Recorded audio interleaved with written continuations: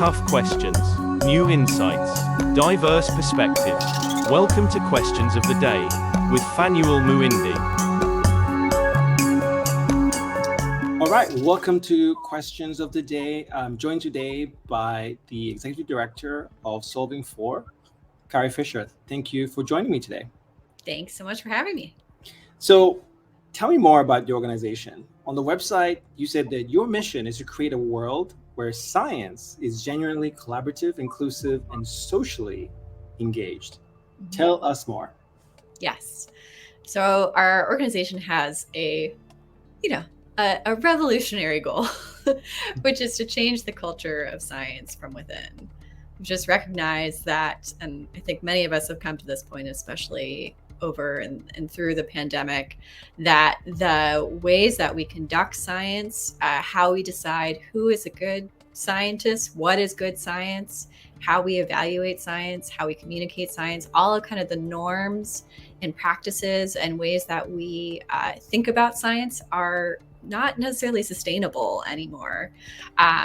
Especially as we want to think about making science more diverse and more inclusive, as we think about, asking real questions about why do we have these systems that have been in place, some of them since the 1600s, and have remained completely unchanged, like we see with publishing. So it's, no big deal, kind of a big thing that we're taking on. So let's unpack that a little bit. And so how are you doing this differently to what other organizations are doing?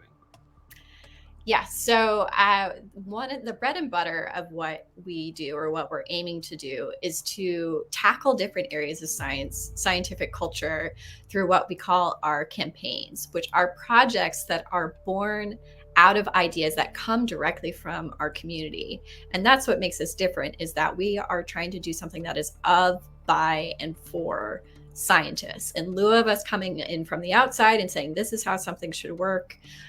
In lieu of us, separating them from this process, we want scientists in reshaping scientific culture, because what we believe, kind of just within our bones, is that nothing will change unless we do, and we being scientists.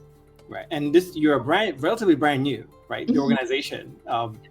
So what's happening? And clearly it must be rapid growth right now. Tell us about that. Yeah, I think you're a couple months in or halfway through. Tell us more about that. Yeah. I started at the end of November, or in November of, 2022.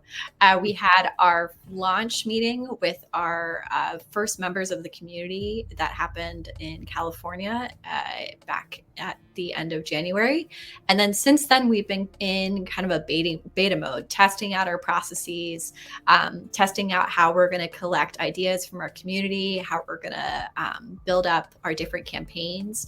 We actually just launched our first 2 campaigns. One is a course on science engagement, and it's meant to completely revamp how scientists approach science communication. And then the other is a course on how to become essentially an anti-racist scientist, so that scientists can continue this work that we started, and many of us started in 2020, go beyond, those implicit bias trainings that hopefully many of us had, and really dive into what is it within science that that's making it so that we're creating environments that don't foster the belonging that we need in science. So is the idea then you'll have like a bunch of campaigns? Yes. Okay. Yeah. And who do you envision participating in these campaigns? Sure. So our community is largely made up of scientists, grad students, postdocs, faculty.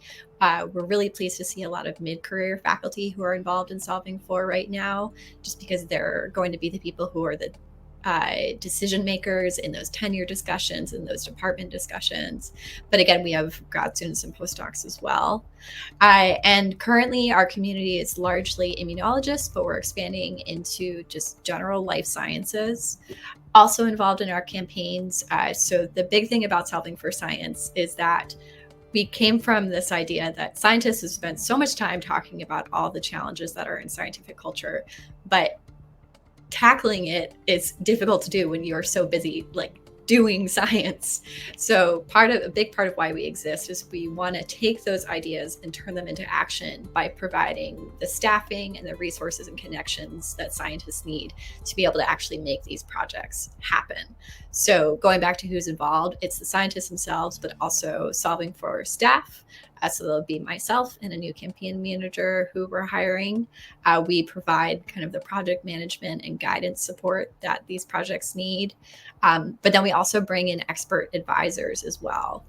So people who are deep in this work, whether it's social scientists or practitioners, the people who have been working in science engagement or in DEI or in publishing or any of these other different areas to help provide that like expert support that will. So would they get any funding or just the other wraparound support? The advisors or the scientists? Or the scientists who are trying to launch, because help me understand this. So the scientists would come to you and potentially pitch like a campaign that they want to run, right? Mm-hmm. And then Solving For will come along and say, hey, we can support that, right? So do they get any funding? That's my question. Yes. So we have a whole process for essentially having our community submits ideas that the whole community is able to evaluate together. They collectively vote on them, so they can upvote them, and they can also volunteer for what we call our idea engine process, which is where we go through the process of refining an idea, vetting it, looking at the landscape of how this idea might fit into the broader work that's happening in that space. We can seek out partnerships. And then once it's gone through those initial steps and we're all ready to commit to this project, then we go through the whole process of designing out the project and, as you alluded to, aligning resources behind it. So we provide funding that will go towards people who serve as what we call our campaign leads. So these are scientists who are involved in this project. And I should clarify, scientists and allies. We're certainly not excluding anyone who's not directly working in science. But these are community members who want to co-lead these projects with us. And we think of it like a co-PI situation. So Solving For is providing a lot of the staffing support, but we are asking, members of our scientific or of our community to be able to help lead those projects. So yes, those individuals do get compensated for that work. Yeah, because I think some members definitely want to know that, right? And I want to take a pause here and mention that we're interchangeably using Solving For and Solving For Science. So at the beginning I said Solving For, and I think you guys are going with both, right? Yes. So our organization is Solving For Science. I usually refer to it as Solving For short. Yeah, that's great. What will be your measures of impact? Yeah, so it entirely depends on the different projects that we're pursuing. So one of our projects in the area of public engagement, that is going to be looking at the effects of the course, and is it changing their perceptions of how they're approaching science communication. We call it a potential change in stance. I'm happy to go into detail about that campaign with you, whether it's today or another time, but it's, I think, truly going to revolutionize how scientists approach science communication. I mean, that's so. And let me pause there for a second, because you said revolutionize science communication. So that tells me we need to have you back for sure. But continue. Yes.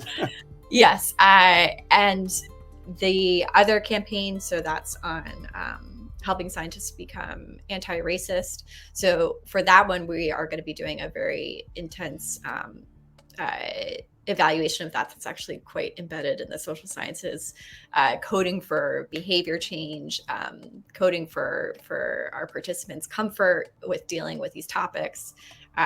Again, that's another one where I could spend probably too much time on it with you. But I like the idea that each campaign will have its own measures of impact, right? Exactly. Ultimately, right? Exactly. But at the organizational level, how are you looking at the success rates of these campaigns? Is it that they exist and they continue to exist, or something else? Yeah. So we look at each campaign as an experiment. So our aim is that we are going to learn from our successes just as much as we learn from our failures. Obviously, we're going to be trying to set up every campaign for success, but much as we experience in science, not every experiment is going to work out. So the ultimate thing that we're going to want to look for is making sure that we learn from every campaign that we do. In terms of broader impact, we view each campaign as a step in the right direction, where think about it in terms of rock climbing. Each campaign is like gaining another foothold in the process.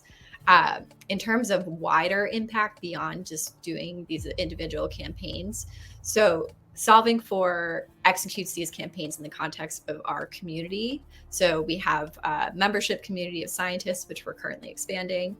If you'd like to become a member, please do. And so these campaigns are happening in the context of our community.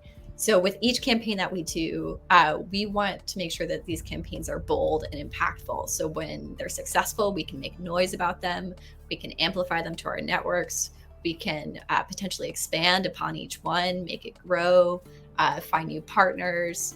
And essentially, every time we pursue a campaign, we're making noise about it, sharing it with the wider world, and expanding its impact each time.